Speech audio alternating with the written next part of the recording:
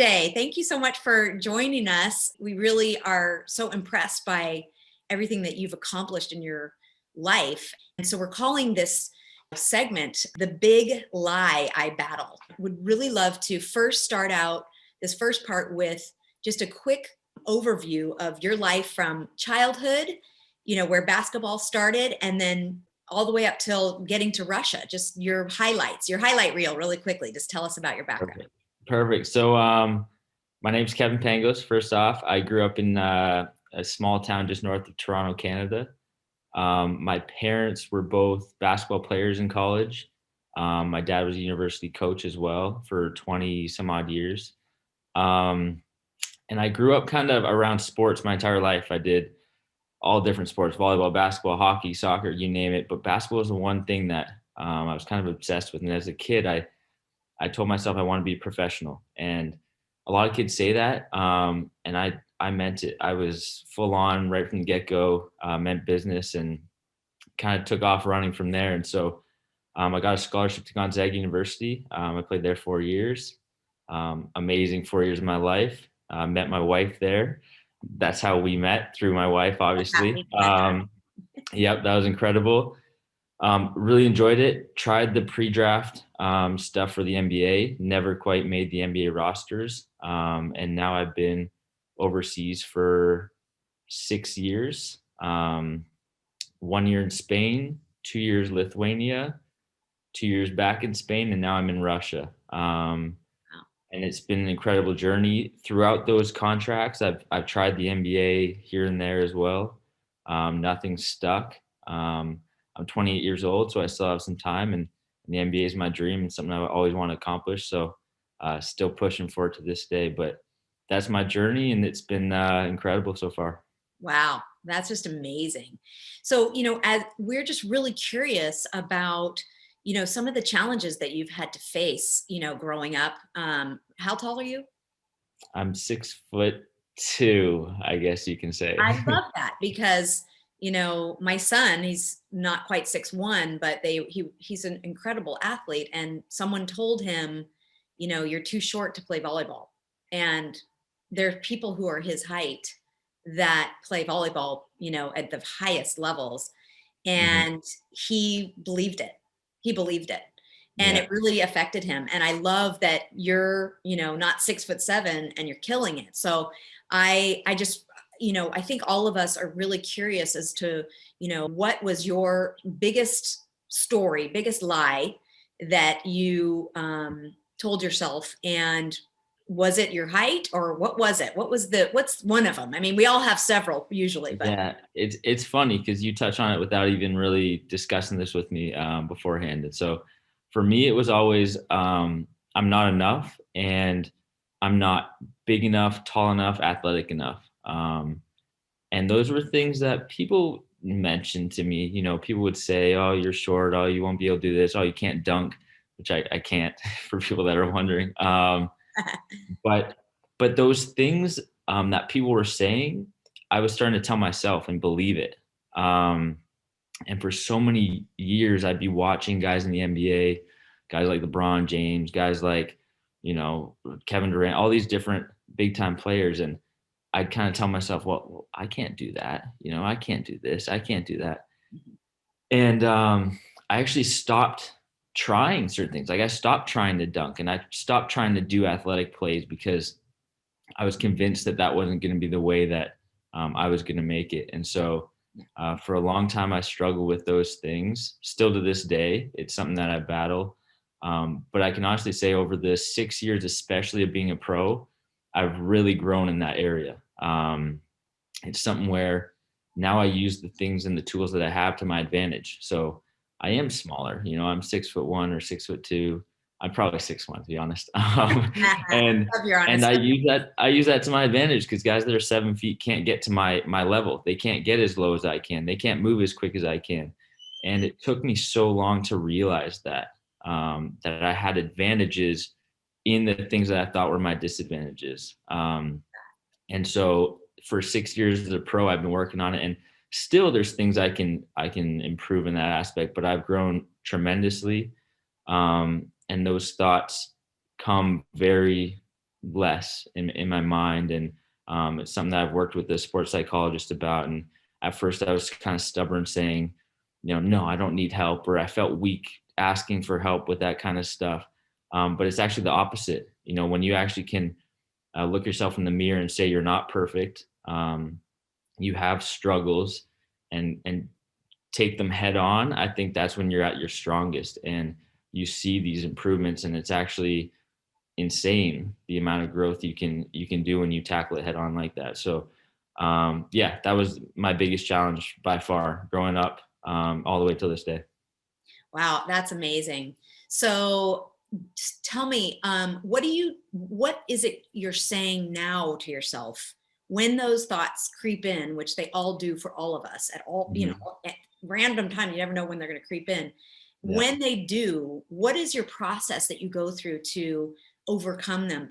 Yeah, I've used a lot of different tools, I think, over the years. I write notes in my phone all the time, of reminders that sometimes I go back and look at. Um, there's not one thing that sticks out, so I'll name a few. I also go and watch some of my highlights, and Mhm. just go and look at myself and see that I am a really good basketball player, and that there's people that can't do what I can do. And the people that can do other things that I can't, those people might not be able to do certain things that I can do. So um, that's one way that I deal with those things. And another one that I've really been working on a lot, especially this year and the year before, I say the last 2 years, was breathing and meditation. Mm. I do it a lot, and it's something I'm becoming obsessed with, because the way my day-to-day life kind of goes along, I'm way more at ease. Those thoughts don't come in my head as often, where I feel like I have to tackle them and get them out of my head. It just puts me in a state of mind that I'm always going forward. Always, that is a careful word. I'm more often going forward and not looking at those challenges that come into my head, and those things that I have doubt or disbelief in myself. So Some people even you know want to prove people wrong. Like that's how they get them. Like, oh yeah, you're going to tell me that yeah, I'm X, Y, and Z. I'll prove to you, and that's how they I get themselves. I'd agree with that 100% too. I'd say that people have different methods that works for each other.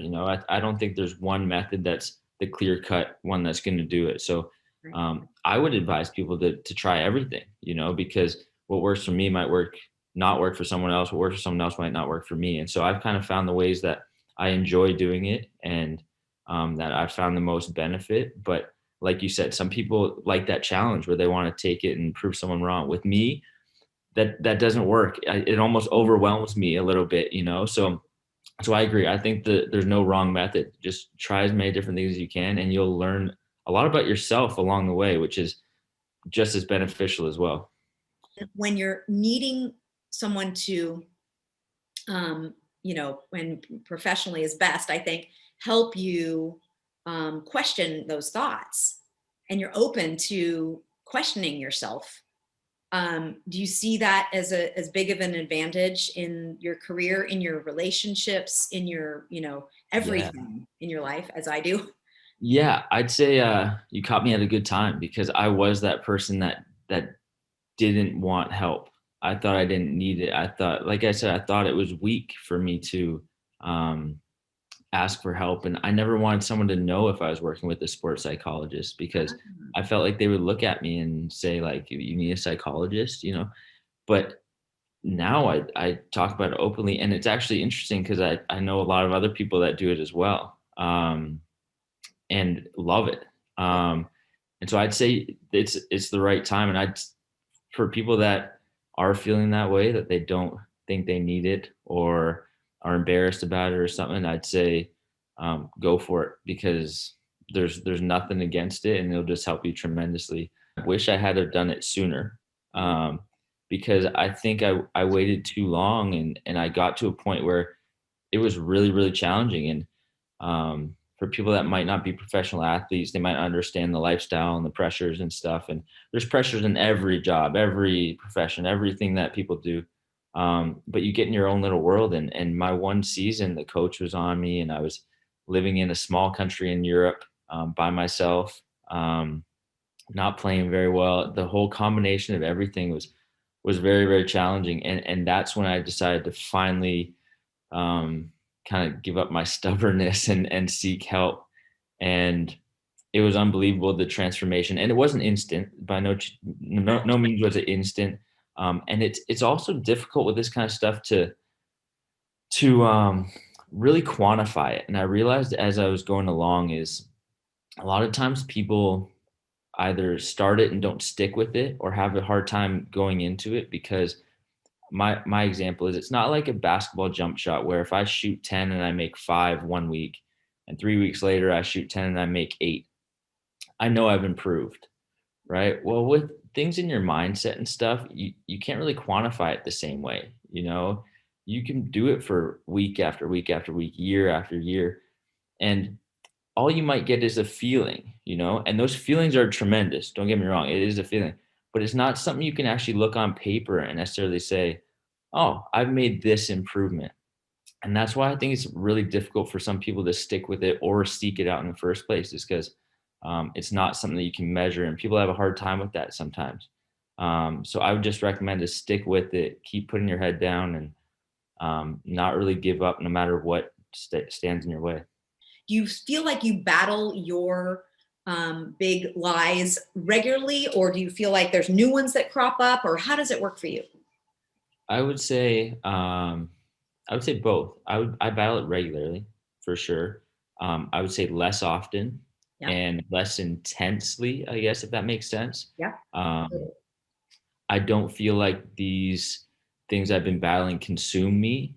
I feel like I can control them and attack them head on better, and in a more controlled way, Yeah. in a state of mind that's clear, I guess you could say, where I'm aware of it.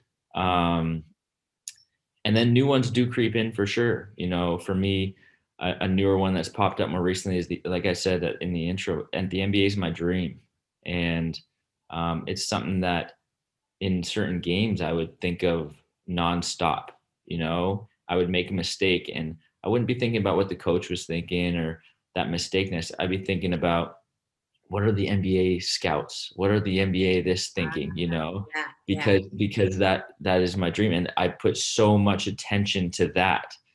And so again, I spoke with a psychologist, a sports psychologist, about this kind of stuff, and we just discussed it. And he said, when you're on the court, you should not be thinking about anything else but basketball. He said you should not be thinking about the NBA stuff in the next year. You shouldn't be thinking about a play you made 15 minutes ago, just something in that present moment. And when he gave that example, I was like, that's incredible, because that's exactly how I'm feeling when I'm on the court. I'm not in the present moment, and it's something that I battle all the time, but it's worked wonders for me when I get in that situation.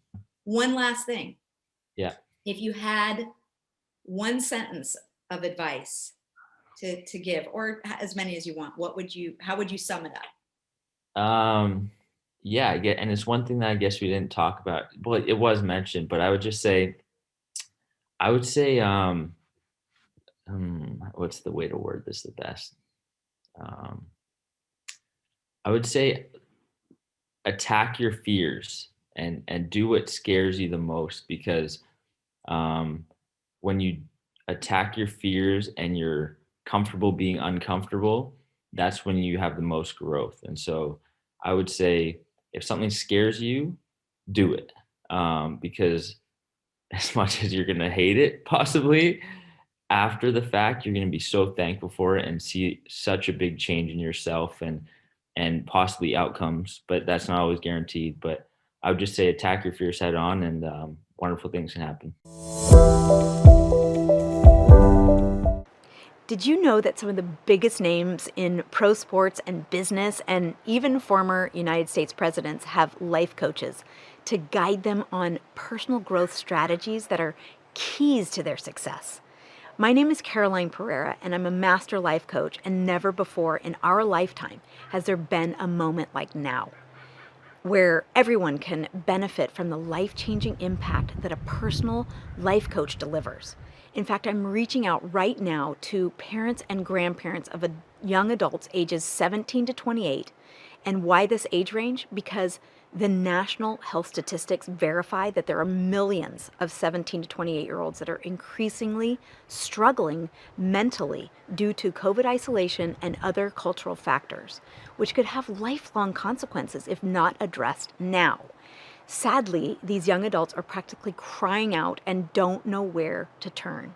If ever there is a time they need a life coach, it's right now.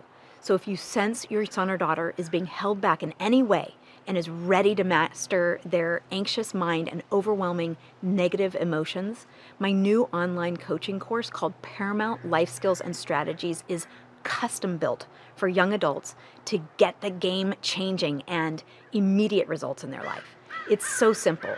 So take the first step by learning more about Paramount and how to enroll your son or daughter at www.paramountlife.org.